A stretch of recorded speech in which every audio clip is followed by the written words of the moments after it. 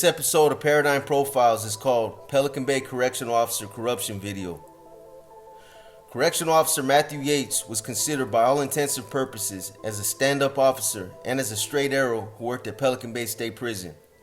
He graduated from the academy with stellar honors and became one of the exemplary standouts voted in as one of the most likely to succeed in law enforcement leadership.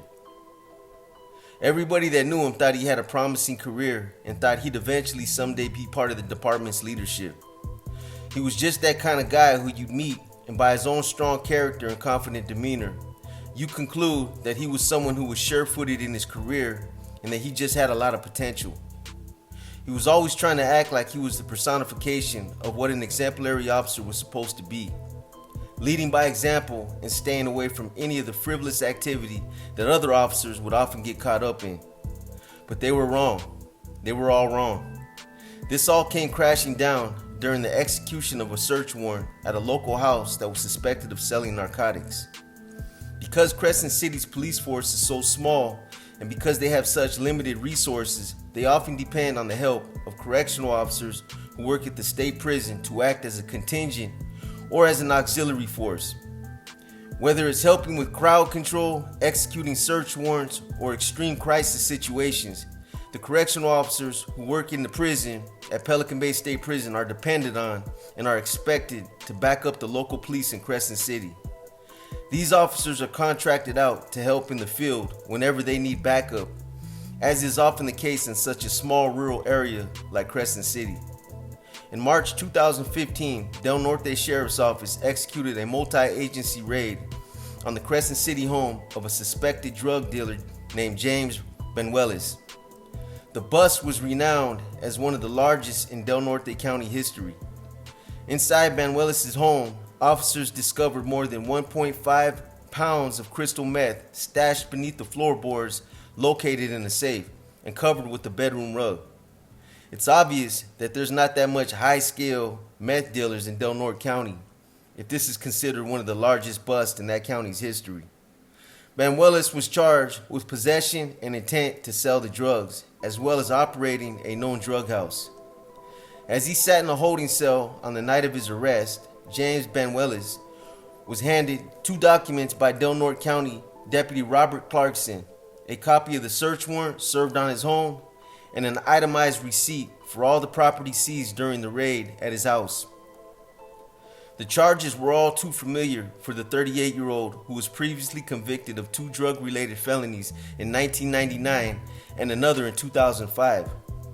In addition to his criminal past, the pending felony charges would likely be enough to land him a 6-year prison sentence. The receipt listed the following items. 1. $2,000 in cash found under the carpet next to the safe. 2. $160 in cash found in Benuelos' wallet. 3. One GMC truck. 4. One 2003 Cadillac CTS. And 5. Another matching 2003 Cadillac CTS. But when Benuelos returned home after posting bail the following day, he began to suspect that officers took more than they bargained for. His yard trailerless, his safe robbed of its bling, and his wallet roughly $600 lighter. It was obvious that these fools just straight took this guy's shit and didn't even attempt to be discreet about it. Why? Because they knew he was in a precarious position just based on the fact that he was being accused of being a big-scale drug dealer. In most cases, this is true. People in his position that get hemmed up won't come forward and say nothing just based on the fact that they're being accused of committing a serious felony. And then there's the whole issue about people not believing your claims because of the criminal stigmas that are tied to it. So usually they just count their losses and it goes unreported. Whether people want to admit the ugly truth or not, this is something that happens a lot. It's more prevalent than law enforcement obviously wants to admit. I've personally had it done to me as well. I've had drug money mysteriously disappear or come up missing when I was arrested. And then another time, there was also a significant amount of drugs that came up missing when I got arrested. Back in the mid-'80s, I got arrested with close to 3 ounces of cocaine and close to $2,800 in cash. The money was with the dope, so I knew they were going to seize it, but not the way that they did. When I got to the county jail and I got my paperwork that reflected everything that they took from me, there was no money and there was less than a half ounce of cocaine that they took from me. It was so blatant and they made it so obvious that they just outright took the dope and money that I couldn't help but laugh about it. I've seen some other pretty blatant foul shit that cops have done when it's come to taking people's shit, but the one that takes the cake and that I've never forgotten happened in San Quentin. It was during my first term, probably within a week of me getting there. I was housed in West Block. There's a big sergeant that's been working there for years. He's probably retired by now, but he had worked in San Quentin for a long time. Every time I went through there, I seen him, so he had to have worked there for over 20 years. And like I said, he was a big ass dude. There's no doubt in my mind that that fool was on juice, because he didn't get that big from driving iron. Anyways, there was this youngster, an Africano out of Oakland, who was sporting a pair of Gazelles sunglasses. And you could just tell that this youngster thought he was the shit for having these glasses. Back in the late 80s, Gazelles were a lot more popular, and I used to see a lot of the Africanos from the city sporting them. This youngster was housed in West Block with me, and they had just released us for breakfast. When we came out of West Block and approached the rotunda leading into the chow halls, the sergeant was posted up by the rotunda doors. The youngster was in front of me, so I seen him reach the rotunda first. When he walked through the rotunda doors, the sergeant said, Hey youngster, come here." The youngster was a little skinny kid, a first termer that clearly looked like he was out of his element. The sergeant told him, "Let me see those glasses. Are they prescription?" The youngster said no, but they gave me permission to wear them. The sergeant was obviously feeling them out, sizing them up, and trying to get a feel of what kind of dude he was. When the youngster handed the glasses to the sergeant looked at the glasses, took the pair of glasses he was wearing off, put the Gazelles on, and told the youngster to take it into the chow hall. Told him to kick rocks. He just straight up bullied the youngster and took his shades. I never forgot that. That sergeant just straight punked this kid and took his shit. Needless to say, the youngster didn't do shit about it. He stood there for a minute confused, not sure how to react, until he finally just tucked his tail, turned around, and headed for the chow hall. In most cases, these kinds of things go unreported and undocumented because of the disadvantage people are under when they get arrested for illegal activity. Or in this case, the only options this youngster had was to either fight or accept it. And out of mere fear because of the sergeant's size, he chose to take it. I mean, what are you gonna do? Complain that you had more drugs or that you were shortchanged out of some of your drug profits? This is why it goes unreported. Rogue officers that are willing to cross the line and engage in this type of unlawful activity know that people who get arrested with large amounts of drugs or money that was derived from drug profits usually won't say anything. Unfortunately, there's a lot of dirty officers who are working in law enforcement who end up in situations where they have to make a choice between being honest or taking advantage of a quick come up, and integrity doesn't always prevail. We've all seen it in the mainstream media time and time again. A cop or a group of cops make a big bust, recover a massive amount of money and drugs, and then the urge to take a little for themselves or skim enough to wipe out their financial problems just becomes too much to pass up. LAPD Rampart Officer Rafael Perez took it to another level by not only stealing some of the proceeds from his bust for himself, but he also swapped out some of the drugs from the evidence room with pancake mix and baking soda. I mean, he took it to another level of criminal proportions and operated out of LAPD like that was his own personal safe house. Tonight, a CBS 2 exclusive. For the first time ever, we're getting a look at LAPD body camera video, and it's raising big questions about how officers handled an arrest. According to a defense attorney, the videos show officers planting drugs. And you will only see these videos here on CBS 2. And CBS 2 investigative reporter David Goldstein has the story. Yeah, we have 12 of those videos from one incident. Now, the LAPD has refused to release any of these body cam videos ever since the program began, but we obtained them from one arrest, and attorneys say these videos show a different version than what's in the police report. Did they catch you on the body cam there? I mean, the body cam video definitely was different than what your testimony was. I have no comment, sir. LAPD officer Samuel Lee left Van Nuys court after a defense attorney showed department body cam video that he says caught the officer in a lie. Attorney Steve Levine also says he believes it proves they planted drugs on a suspect. He looked dumbstruck to me, period. He had really no answers. We've obtained 12 body cam videos worn by individual officers on the scene of a hit-and-run incident in April. This is the first time we've seen video from the cameras in a real police investigation. LAPD has refused to release any of the videos since the program began 2 years ago. 52-year-old Ronald Shields was arrested for felony hit-and-run, possession of cocaine, and having a gun in his trunk. Officer Lee is seen here searching the suspect. He testified in court the same as what the police report shows, that the cocaine was found in Shields' front left pocket. But the video shows an entirely different story that brings up even more questions. Watch this angle from the beginning. LAPD officer Gaxiola picks up Shields' wallet from the street, shows it to Officer Lee, who points to the suspect as if to say it's his. He puts it back down, then steps on the street, bends over and picks up a small bag with white powder. It eventually tested positive for drugs. He goes back on the sidewalk, picks up the wallet, and motions to Lee, and appears to put the bag in the wallet. Now, if you're wondering why anyone would allegedly do this while being recorded, this could be the reason. You hear the audio and saw the officer's hand. That's when he actually activated the recording on the camera. But what he may not have known is that the previous 30 seconds is automatically saved without audio. And if you rewind those 30 seconds, that's where this all takes place. It seems improbable that someone would tape themselves planting drugs. Exactly. So it seems more reasonable that when he turned on his cam, he felt he was recording at that point. And didn't know it was going back 30 seconds. Correct. We saw the body cam video. You're putting it in the wallet. Why are you putting the cocaine in the suspect's wallet? No comment. Can you tell me, sir? Gaxiola hasn't testified yet and had nothing to say. The body cam video clearly shows that you picking it up off the ground and putting it in the suspect's wallet. Why would you do that, sir? No comment. On the video, after he collects the wallet, he shows it off and brags about it to some of the others. There's a little bag of narco in it. Where? You see it? Not just once. Just so you know, sir, inside this thing, there's a little bag of narco. Not just twice. Just to let you know, sir, inside his wallet, he has a little bag of narco, yeah. But 3 times. And remember, the police report said it was found in his pocket.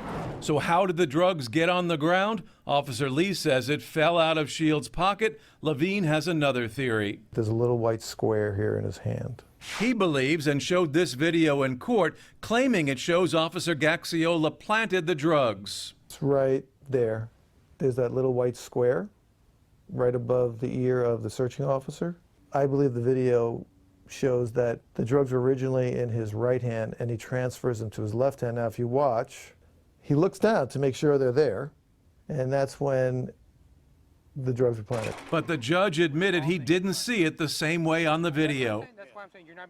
Now, no decision today. The hearing will be continued in December. After we contacted LAPD, they looked into it tonight. They say, based on those videos, they are opening an investigation. Back to you guys. And as if the Rampart officers were his fellow gang members. But that's the same mentality that's fostered and cultivated by officers all over the country. And although there is a lot of cops that do their job the way they're supposed to, who don't get involved in the criminal element, and who choose not to cross those lines, unfortunately, these guys are just as much at fault for not doing more to stimulate, curtail it when they see it. Doing nothing about it or looking the other way is just as bad. At one point, do you step up and say, you know what, this shit's gotta stop? Don't get me wrong, I'm not slamming all law enforcement officers or asserting that all cops are dirty, because they're not. There's a lot of law enforcement officers who take their job serious and who apply themselves the way they're supposed to. But unfortunately, that small fraction who don't overshadow the good ones and end up getting subjected to the same type of negative exposure. Like the adage says, if you're not part of the solution, then you end up being part of the problem. We've even seen this play out in the big silver screen in movies like Training Day or Internal Affairs, where making a bust and taking some of the booty is considered a personal investment or as part of an employment incentive that's 100% tax-free. In situations like this, where a dirty cop either plants evidence or takes evidence, there's not much you can do. The deck's already stacked against you. Who are people going to be more inclined to believe? Someone who has a criminal history or a cop who's been entrusted to uphold the laws of our society? The downside about this whole ordeal is that these cops know this too. They know that they're going to be trusted, and that's why a lot of them begin to develop this sense of entitlement and this belief that they're above the law. But Banuelos had an ace in his pocket that most people don't have when they've been targeted by a dirty cop. He obviously didn't realize it during the time when his home was being raided, and of course, he couldn't have realized it when he was sitting in a cell at the Del Norte County Jail. But after he posted bail and was back at home, he began playing and replaying the details of the raid out in his mind. He thought about what all the cops did after they breached his front door. He thought about who was where and what they were doing, and then he thought about who went to his bedroom where a lot of the missing items were taken from. During the raid, he was seated in the living room on his couch, where he had a clear vantage point of everything that was going on during the raid. He watched closely as the officers rummaged through his personal belongings, flipping through drawers, opening up cabinets, going through his personal effects. Banuelos was a small-time criminal who was familiar with basic law, just the basics. But in all actuality, he didn't even know that some of the things that they openly did in front of him had violated his search and seizure rights. He didn't know that going through his cell phone, going through his laptop, or going through his home computer required a separate search warrant. He'd find all this out later, but this was only the tip of the iceberg. Then, as he was laying in bed, a seething thought crossed his mind. As he laid there contemplating the bust, Banuelos had an epiphany to check the footage from 2-bedroom security cameras that went unnoticed by officers during the raid. At first, he didn't want to let himself get too excited, because something told him that he just wasn't going to get this lucky. Strokes of luck like that just wasn't something he was accustomed to. It just couldn't play out that easy to catch the unsuspecting officers dead bang in the act. As Banuelos sifted through the camera footage, bam, he found exactly what he was looking for. He couldn't believe it. Right there, as clear as day, caught in the crosshairs of his video surveillance cameras, were Pelican Bay Correctional Officers Matthew Yates and Pelican Bay Correctional Officer Alex Rosenberg. He witnessed Pelican Bay Correctional Officer Matthew Yates rifle through his wallet, peel back a couple of bills, and stuff a questionable amount of cash into his vest pocket. As Yates clearly did this in the presence of Rosenberg, both officers looked at each other and laughed. Dirty motherfuckers. The audio is of poor quality, so the verbal exchange between the two officers can't be heard, but it almost appears as if Yates offers Rosenberg some of the cash before he peels back a significant amount of the bills and stuffs them into his pocket. A week later, Banuelos recorded the footage on his cell phone and sent it to an attorney named Michael Reese. He was scared. He didn't know who to trust in this little town, and his fears were justified. In a small rural town like Crescent City, where everybody knows everybody, where the community is one of those small, tight-knit communities that perpetrates and strongly believes in tribal loyalty, telling the wrong person could have been disastrous. Banuelos' attorney contacted an FBI agent that he knew personally, and then they bounced him to the right agents. They didn't delay at all. They were up there within a week. On March 30th, FBI Special Agents Joe Young and Albert Fontana interviewed Yates at his home in Crescent City. Yates was asked if he saw Banuelos' wallet when Yates went into the bedroom. Yates stated that he saw the wallet inside the boot, but according to the footage, Yates picked up the wallet, counted the cash, and placed the wallet back inside the boot. Yates was again asked about the wallet and was told there was a surveillance camera inside the bedroom. Yates then admitted to taking $100 from the wallet. $100, man, man. Yates said he figured it was drug money and was going to be confiscated anyway. Just like that. No integrity as a stand-up law enforcement officer at all. He said he figured that the money was going to get confiscated anyway. So why not just help himself to it? As if he was serving some type of better purpose. What's wrong with that picture? This is coming from a law enforcement / correctional officer. And people wonder why there's so much contraband and cell phones in the prison system. And keep in mind, that the only reason he ended up fessing up is because they advised him that there was a video surveillance camera that was there in the room. Imagine how fast his mind calculated that answer.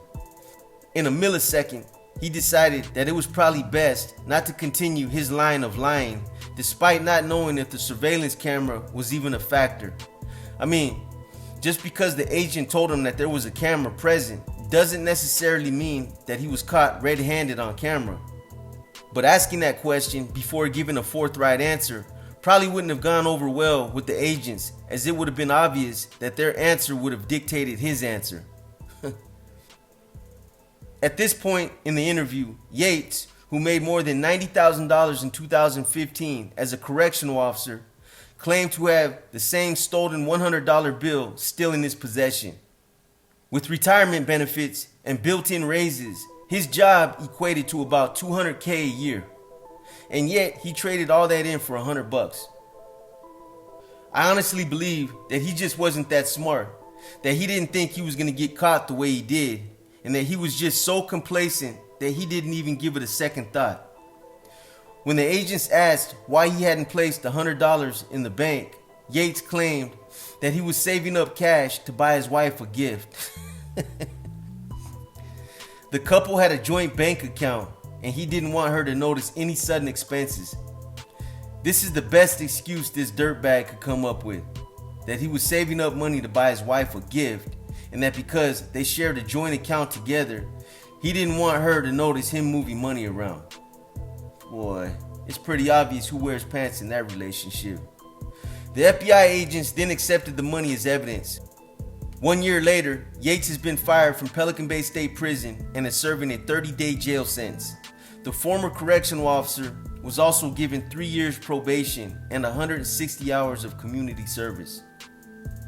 Yates undermined the Banuelos case and forced officials to let him avoid an additional 3 years in state prison that he absolutely deserved.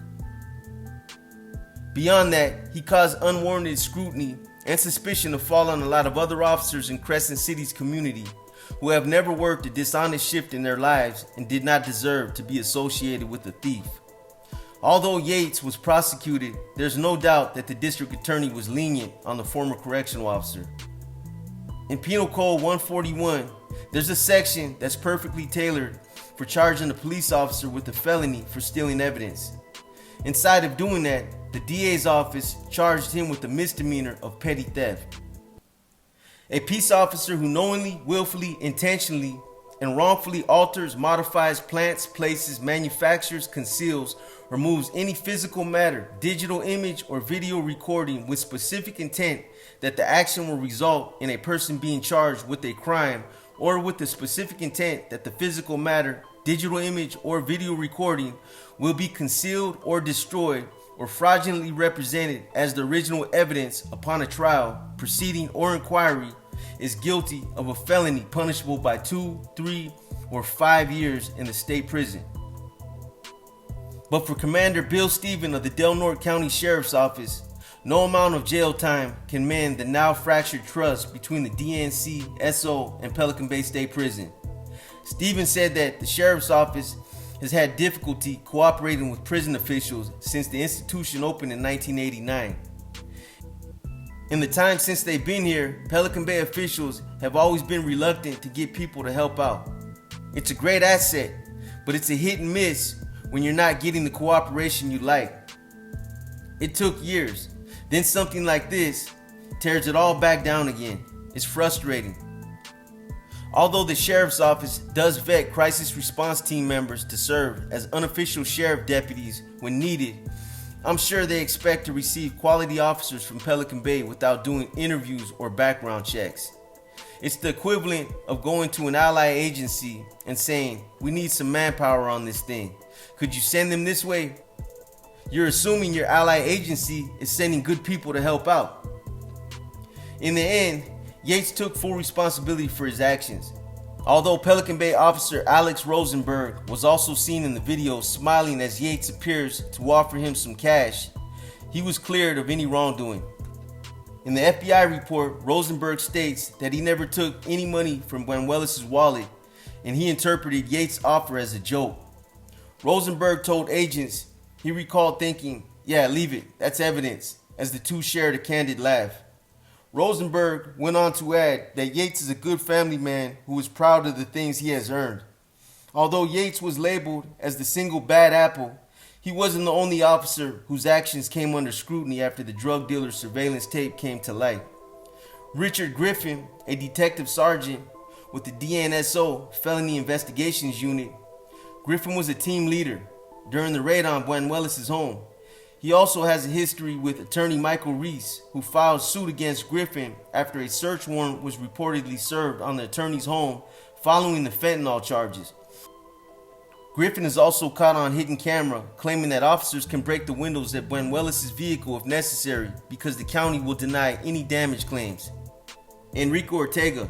Although Del Norte Sheriff's Deputy Enrique Ortega was not working at Buenuelos' raid, at some point Ortega was informed that a trailer found on the property was suspected to belong to him.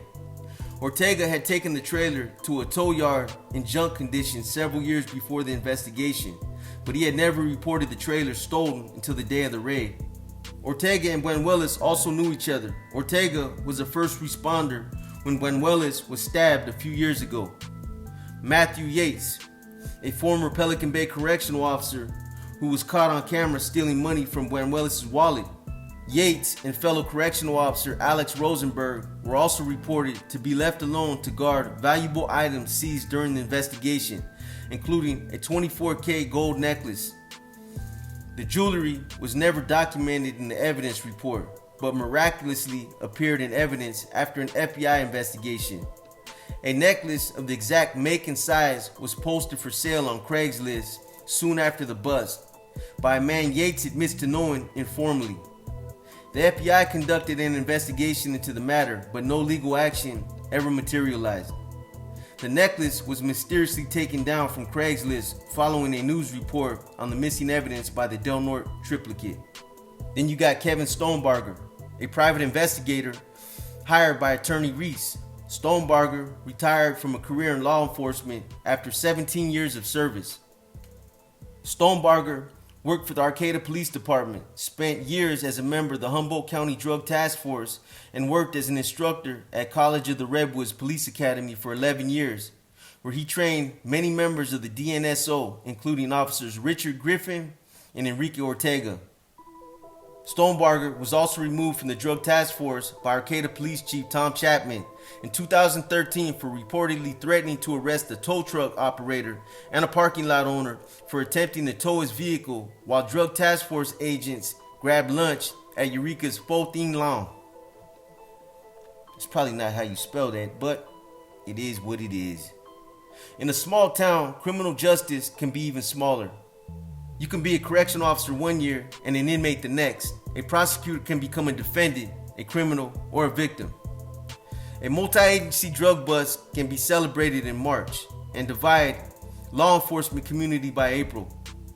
An investigation into a single dirty cop can expose a landslide of missing property, tampered evidence, and unfiled paperwork.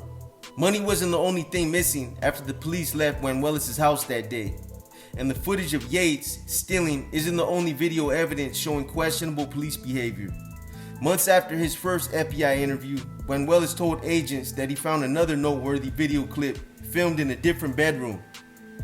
An officer may break open any outer or inner door or window of a house, or any part of a house, or anything therein to execute the warrant if, after notice of his authority and purpose, he is refused admittance. In the video, Griffin tells fellow officers that they can break the windows to Buenuelos' vehicle if necessary because Del Norte County will deny any damage claims filed prior to a search warrant. That's arrogance speaking at its finest. This is that sense of entitlement mentality that some cops develop over time. Eventually, they think they no longer have to play by the same set of rules that society has to play by and that they're above the law. Griffin confirms in the FBI report that it is typical for Del Norte County to deny any claims if the damage was done pursuant to a search warrant. Although Yates was the only officer prosecuted following the FBI investigation, the FBI would end up trying to track down vanished items of jewelry, a missing vehicle, and more. None of it was enough for a conviction. But all of it, taken together, cast a pretty large shadow on a police operation that day in Del Norte County. Since this incident with Yates, Pelican Bay State Prison and the Del Norte County Police Department have revised some of its internal policies with regards to its use and the contracted help that it receives from Pelican Bay correctional officers. Whenever possible, the correctional officers involved in raids or search and seizure operations are prevented from taking part in the chain of custody of any contraband found, and more is being done to prevent situations like this from happening again. Unfortunately, nothing can be done to completely stop or prevent dirty cops or dirty correctional officers from being employed in these departments. It's virtually impossible to stop it. Dirty cops are going to be dirty cops, and corruption is here to stay. Cops will continue to plant evidence, they'll continue to steal money and drugs when they can, they'll continue to fabricate and lie in their reporting practices, they'll continue to beat up and take advantage of defenseless and helpless inmates. Whether it's Pelican Bay, Folsom, San Quentin, Corcoran, or Tehachapi, there's always going to be a level of corruption. Let's keep it real. More stringent training or increased time in the academy isn't the solution. Sometimes corruption and malfeasance settles in or permeates later. Sometimes they end up getting around other dirty officers, develop that us against them mentality, and become tainted. So if we're going to keep it real, more vigorous training might help shave off a few layers of that rotted out proverbial onion, but it's not an end all to the problem. However, the one fundamental course of action that can be applied and that can be done is for some of these other officers who call themselves good cops to start stepping up and policing their own. They need to start cleaning their own house or their own backyards like we do inside and outside of prison. To turn a blind eye or to allow it to continue is in essence promoting it. This is the type of atmosphere that fosters this kind of corrupted mentality amongst law enforcement and correction officials. Show some scruples and show some integrity by checking the bad apples and by letting them know that they're not around people who are accepting of it. I hope you guys have enjoyed this episode of Paradigm Profiles. For those of you who have more questions, get them in now as I'm working on the next Q&A right now. Put your questions in any comment section and we'll find them. We also have more content that we're trying to get out by the end of the week, so be looking out for it. FYI, YouTube hasn't been sending out any notifications. I don't know what's going on, but nobody's getting a heads up when we're releasing material. For this purpose, pay closer attention to our community section as we'll be posting times to any upcoming content we plan on releasing. Also below is mine and Sandman's IG accounts. These are our only legitimate active accounts. So if it's not one of these, it's not us. Also, this is our other channel. If you haven't subscribed, help us out by subscribing now. We'll be releasing more exclusive content on this channel as well, so please subscribe now. Paradigm Entertainment Productions.